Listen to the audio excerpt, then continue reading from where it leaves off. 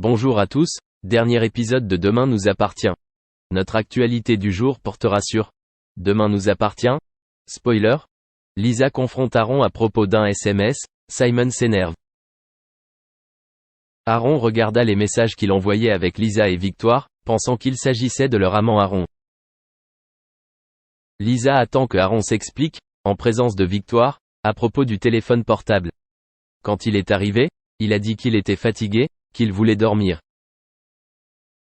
Lisa lui a lu le message, extrêmement bouleversée. Lisa le jette pendant que Aaron se brosse les dents. Aaron finit par rire et lui dit que c'était le téléphone portable de Simon.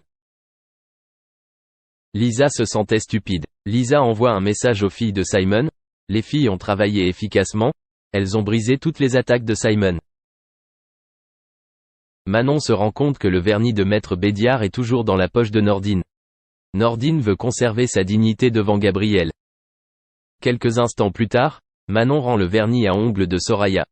Elle parle de la mauvaise foi de leur copain. Aaron donne son téléphone à Simon.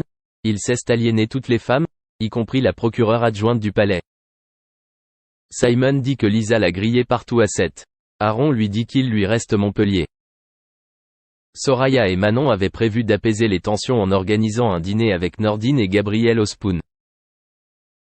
Finalement, ils ont joué une partie de tennis de table qui a détendu l'ambiance, mais très vite la tension est revenue dans leur accent aigu GOS. Soraya jugeait que Gabriel et Nordine étaient tous deux de vrais enfants sérieux. Merci d'avoir regardé et à la prochaine vidéo. N'oubliez pas de vous abonner à notre chaîne. En attendant, dites-nous ce que vous en pensez dans la section commentaires ci-dessous. C'est ça.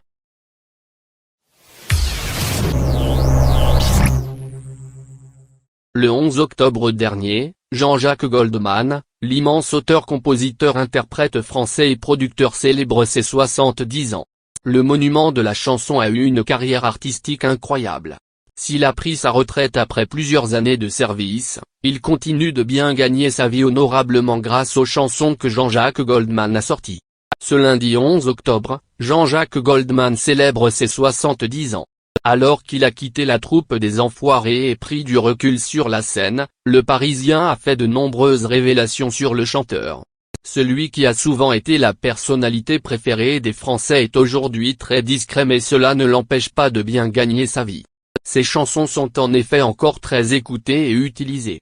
Pour permettre cette diffusion, la SACEM, Société de gestion des droits d'auteur, verse une somme importante à l'interprète de Quand la musique est bonne.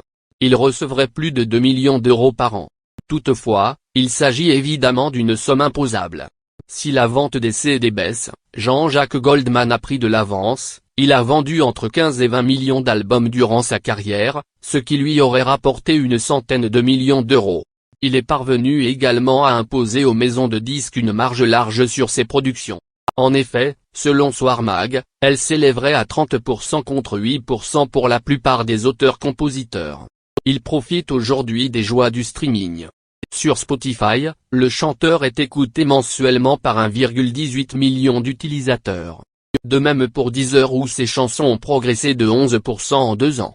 Les profils écoutant le chanteur en streaming sont très divers. 60% sont des hommes et la moitié ont moins de 35 ans. 2 albums de reprise des chansons sont également prévus en 2020.